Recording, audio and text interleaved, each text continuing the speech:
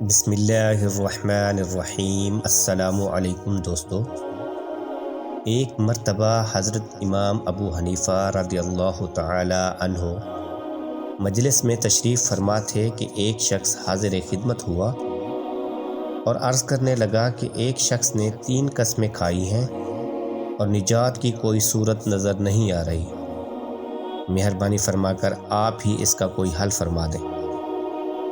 حضرت امام ابو حنیفہ رضی اللہ تعالی عنہ نے مسئلہ معلوم کیا تو اس شخص نے بتایا کہ ایک شخص نے قسم کھائی ہے کہ اگر میں آج نماز قضا کروں تو میری بیوی کو 3 طلاق، اور پھر دوسری قسم کھائی کہ اگر آج میں بیوی سے صحبت نہ کروں تو اس کو 3 طلاق، اور تیسری قسم کھائی کہ اگر آج غسل جنابت کروں تو میری بیوی کو 3 طلاق۔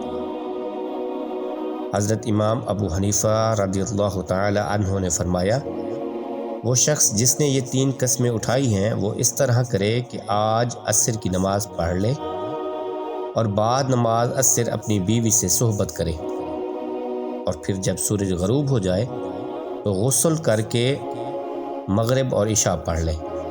اس طرح طلاق بھی نہیں ہوگی اور اس کی قسمیں بھی پوری ہو جائیں گی، کیونکہ اسلام میں غروب آفتاب کے بعد دوسرا دن شروع ہو جاتا ہے۔